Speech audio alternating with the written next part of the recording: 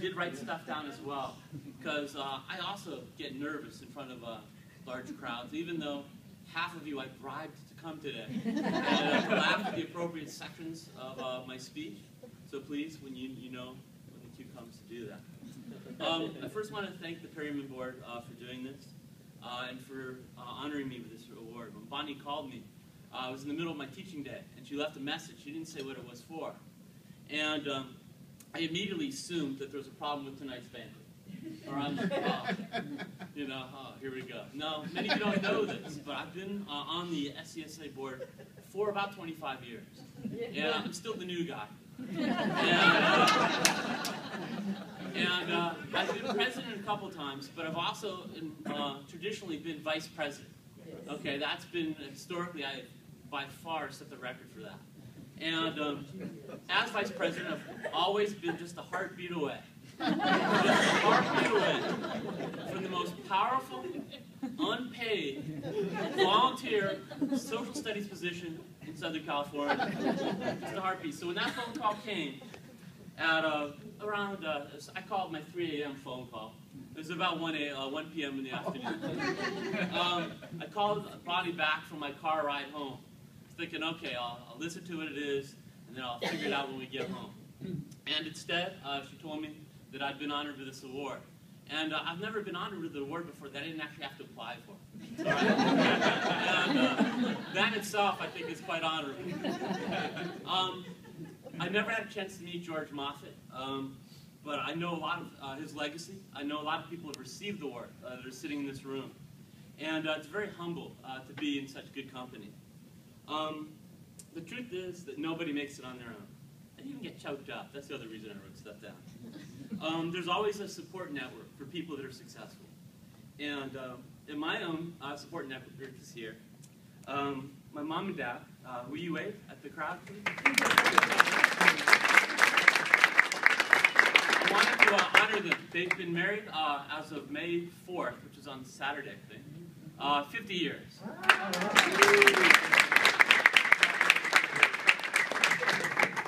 And according to my parents, some of those years are very happy years. But I've actually learned from them a lot. My dad taught me the value of hard work and the importance of education.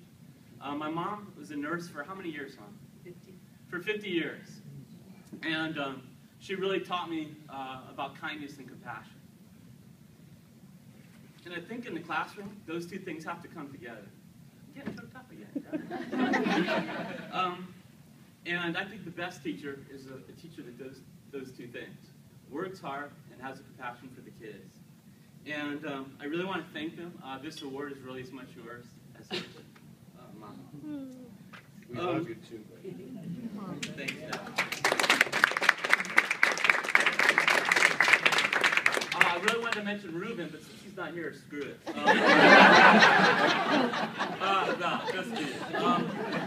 Ruben indeed was my first supervising teacher.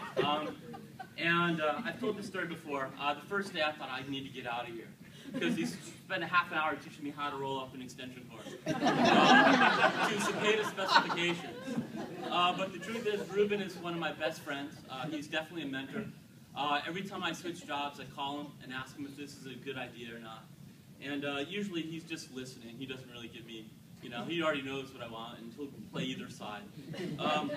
But his friendship with Sarah's has definitely been so valuable for me.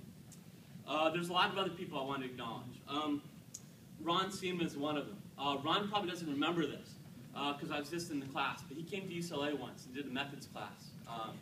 And he spoke, and I was really inspired by what he had to say. He really sort of showed how important it is to be able to light a fire in students. And he always talks about, it's not as important to know about the Congress of Vienna as it is to light that flame inside the kid, to make them really want to learn. And that's always stuck with me. And Ron, I see, is still active. He's got an award named after him. That's pretty damn impressive. And just amazing. Mark and Jackie, two what I would call unsung heroes. And from them, I've learned that how important it is to give oneself passionately to what one does, and to do that on a daily basis without always an expectation of recognition. And Jackie does every registration she kind of looks, and goes, and then everything's organized at every conference. It's done. Mark is always, even as a retired man, more busy than I could ever, possibly imagine. And I draw such inspiration from both of them. And you guys are just amazing, so thank you so much.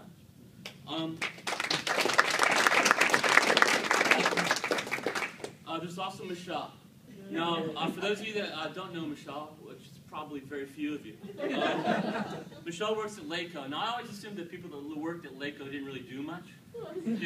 I've been there. I've seen the cubicles, so I'm not really sure what goes on. But when I met Michelle, she is amazing. Michelle does so much for the classroom, so much for teachers throughout the entire county of Los Angeles. And she works incredibly hard. She's at every event, and she's always so positive. And one of the things about Michelle that I really love, too, is every year I do History Day with my students, and every year I'm late. And she always seems to somehow arrange it so I can get my paperwork in on time. The good news is the deadline only happens once a year, so I'm only late once a year. I've got a lot of friends here, Juliet, Jean, Darlene.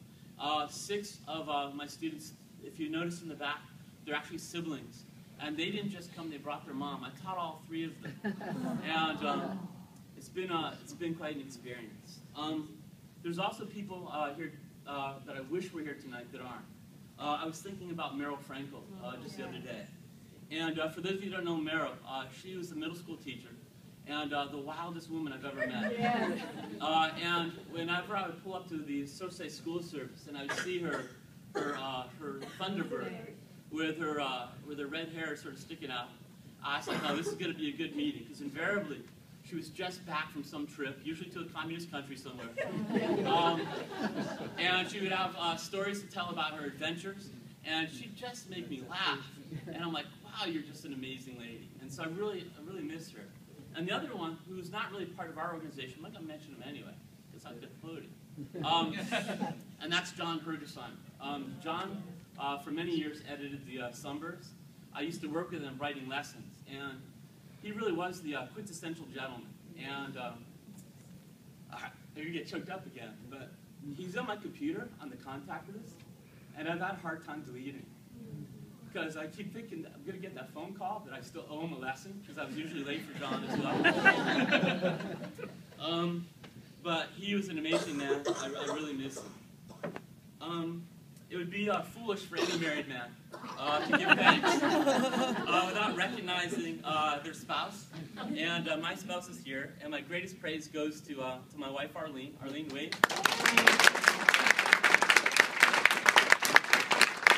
And my daughter, Sydney, who's filming down below. I don't know how many of you know this, but my second date with my wife was to an SSA banquet. All right, it's at the Castaway Restaurant in Burbank. And clearly, I just need to say this, membership in SSA is an aphrodisiac. And I'm not just saying that because we need more board members. However, applications are available online. Please feel free to pick one up on the way out. Okay, even though it's a Thursday night, things could go your way. Now, all along the way, Arlene has been patient with me. My late nights, my Saturdays away. She doesn't know a lot about history. She'll admit that herself. But she knows how important my job is to me. She knows how important it is and how satisfying it is to me. And she's an amazing woman. She's my best friend. I love you very, very much. She works really hard, and her hard work for our family keeps me working hard as well. I've stepped away from social studies a little bit. I'm not on as many committees and stuff as I used to be. It's because of that child that's sitting down there right now, looking around. My daughter, Sydney. Sydney's 10. She's one of the coolest human beings I know. You're welcome. She's funny. She's creative. And probably most importantly, she's kind-hearted. And I go home quicker than I used to be with her in the evenings. it's some of the most satisfying time in my life, just to be able to hang out with it. I never would have known that snuggling and watching Dance Moms would be the highlight of my week. Dance Moms is a pretty cool show. And my daughter is amazing, and just is the light of my life. I don't know if a lot of you don't know this, but I didn't mean to become a history teacher.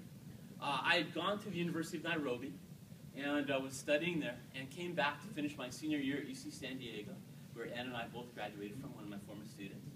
And I was convinced that I was going to be a doctor in African history. Dr. Denman, I always thought, had a pretty sexy, smooth sound to it, right? Dr. Denman, does that sound good? So I applied to these prestigious universities. Some of you apparently work or have gone to school there, so I shall remain nameless. UCLA in Wisconsin. And I applied to all these schools, and they all turned me down, every single one of them. And I was really frustrated because I was so passionate about what I'd been studying and so interested. And my mom had said, well, honey, you might want to have a backup. And I'm like, backup? Please, I don't need a backup. It turns out I needed a backup. And I had applied to UCLA School of Education because their deadline was later. And not gonna lie, and that was where I got in. And so I started teaching, and I discovered that I'm actually, on a good day, pretty good at it. There's some days and some periods, period 4 today, for example. But those letters started arriving, and so I ended up at UCLA. And it's been such a godsend. And I think one of the reasons why is because it's given me the wisdom to be able to work with students that don't always get what they want when they work really hard. Enough said. Education, guys, it's interesting because I think the students haven't changed very much in the 24, 25 years I've been doing this. I think what's gone on around education has changed, and not necessarily for the better.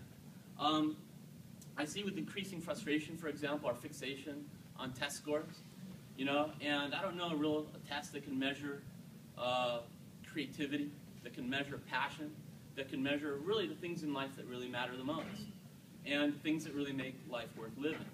I don't know any teacher that's a great teacher because they've put standard 10.3 on the chalkboard before the principal, in this case, the assistant principal, walks in. Mr. Hobby, how are you?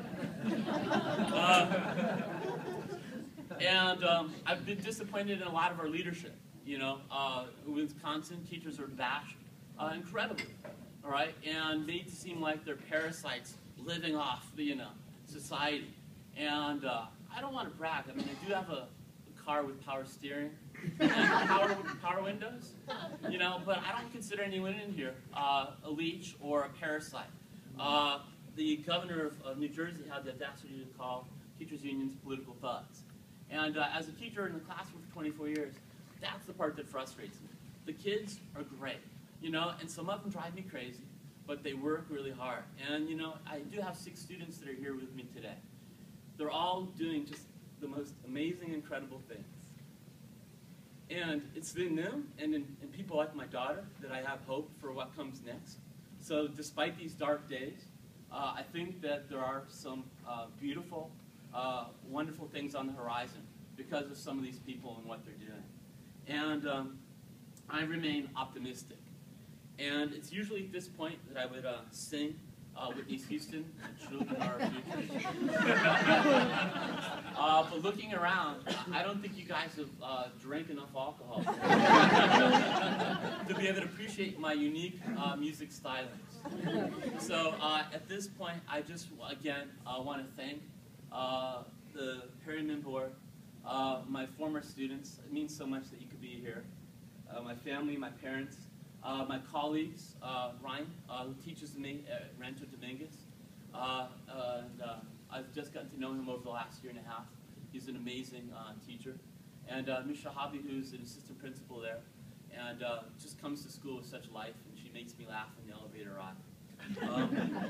It's quite an honor to be here, and I just want to say thank you, everyone. And good night.